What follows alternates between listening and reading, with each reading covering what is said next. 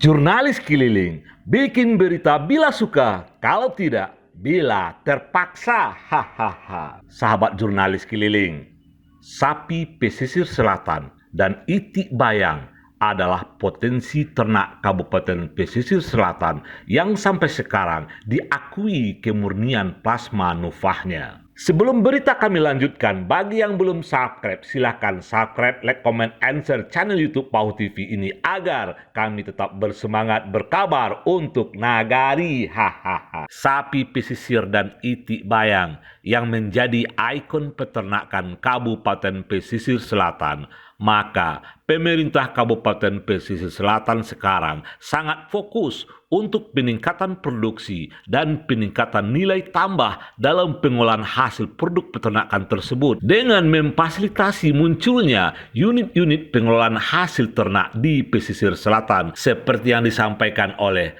Kadis Peternakan dan Keswan Kabupaten Pesisir Selatan Efrianto Z SPT. Yang pertama, kita mempunyai suatu aset peternakan menjadi suatu plasma nutfah, yaitu sapi pesisir dan itik bayang. Nah, tentu kami selaku OPD sesuai dengan visi misi Bupati Pesisir Selatan, kami bagaimana mengoptimalkan, meningkatkan produktivitas dan nilai tambah dari suatu produk usaha peternakan di masyarakat. Ada 19 UPH yang dari Kabupaten Selatan. Nah, 3 diantaranya yang berada di daerah Kecamatan Tarusan dan Bayang. Ini secara intens kami lakukan pembinaan. Alhamdulillah, produksi dan olahan hasil UPH-nya telah merambat untuk pasarnya di tempat-tempat kantong wisata di Kabupaten Selatan. Nah, di sisi lain ada rendang sapi pesisir, namanya rendang EGA. Ini telah merambat ke mancanegara, bahkan sampai ekspor ke Jepang.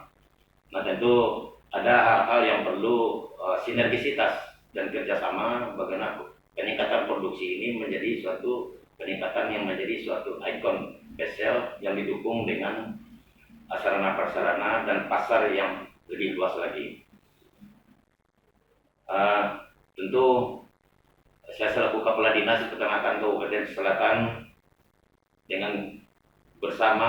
dengan semangat bersama, kita berharap petani, peternak yang ada di lapangan, di kecamatan dan di negari, target kami bagaimana rumah tangga miskin khususnya dan ekonomi lemah, kami berupaya memiliki satu usaha khusus ternak itik bayang yang sangat populer di selatan, memiliki usaha skala usaha rumah tangga sehingga dapat dijadikan salah satu pendapat hasil peningkatan hasil untuk kebutuhan harian dan untuk kebutuhan gizi protein hewani. EGA Rendang yang beralamat di Bungo Pasang Painan adalah salah satu UPH produk ternak yang mengolah daging sapi pesisir menjadi rendang.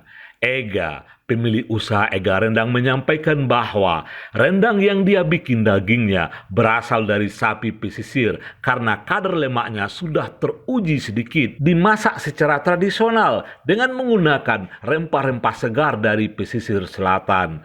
EGA Rendang sering dijadikan oleh-oleh buat para pejabat yang berkunjung ke Painan. Rasanya yang khas dan legit di lidah. Dan untuk kualitas kontrol produksi rendang EGA ini selalu dilakukan pembinaan dan pengawasan secara berkala oleh dinas terkait.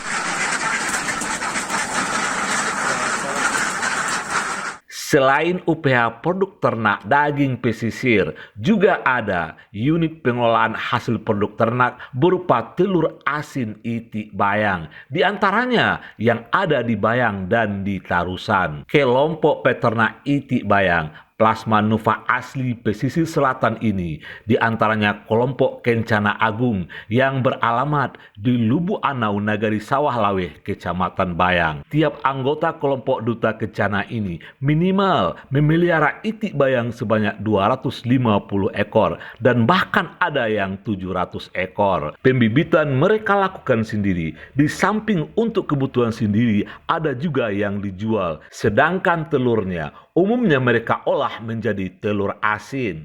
Pemirsa Pauh TV, sekarang kami berada di Kampung Lubu Anau, Nagari Sawah Laweh, Kecamatan Bayang, Kabupaten Pesisir Selatan.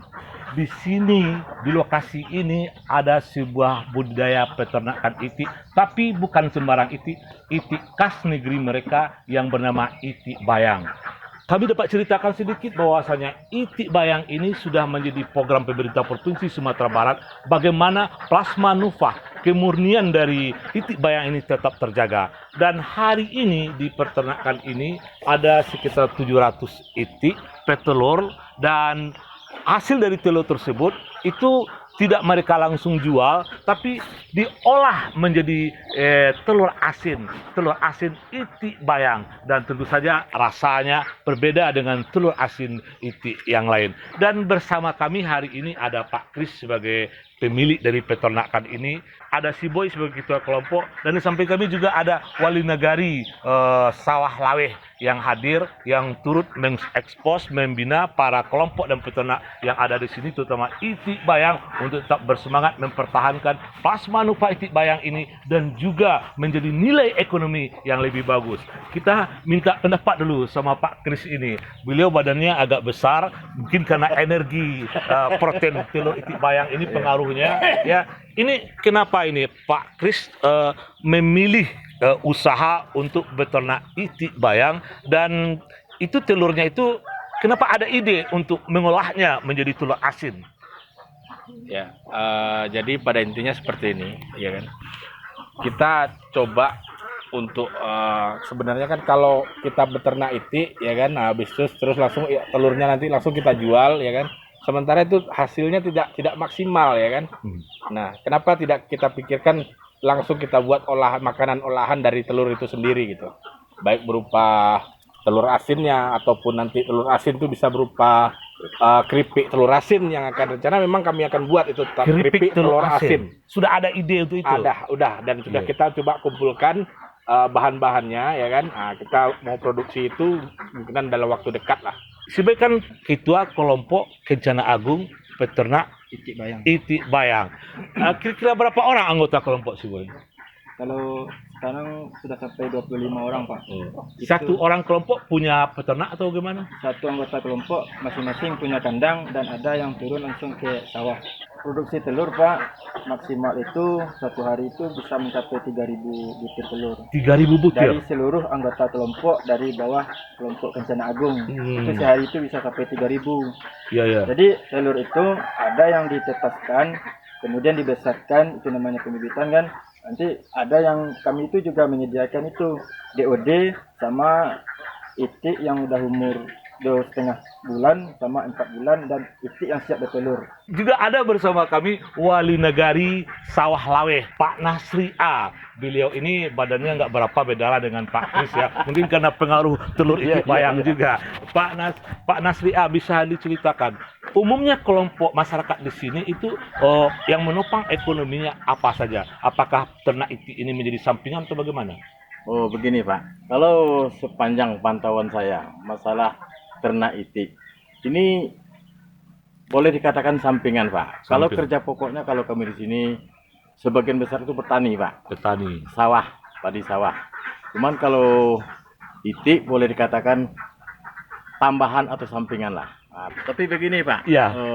Dengan adanya kerja seperti ini Pak, rencana kami sebagai Wali Nagari akan menjadi untuk pekerja pokok jadinya nanti Pak. Maksudnya ini pekerjaan semata-mata yang bisa menghidupi keluarga nanti dengan itik ini Pak. Moga-moga Pak, ya. Sesuai dengan program pemerintah ada beberapa tempat yang menerapkan one village one product. Moga-moga saja peternak itik bayang makin berkembang di Kecamatan Bayang ini. Kalau di Bayang ada kelompok peternak itik yang juga mengolah telurnya menjadi telur asin, maka di Tarusan Sabaleh Koto juga ada kelompok usaha telur asin yang bernama Kelompok Telur Asin Koto Tinggi Saiyu. Mereka mendapatkan telur itik dari para peternak itik bayang. Setiap anggota kelompok ini memproduksi telur asin rata-rata 200 butir setiap produksi, dan penjualannya dilakukan dari warung ke warung dan di beberapa tempat wisata di pesisir selatan. Telur asin kelompok Koto Tinggi Saiyu rugi kalau nggak mencubung. Demikian kabar jurnalis keliling. PAUH TV berkabar untuk Nagari. Hahaha.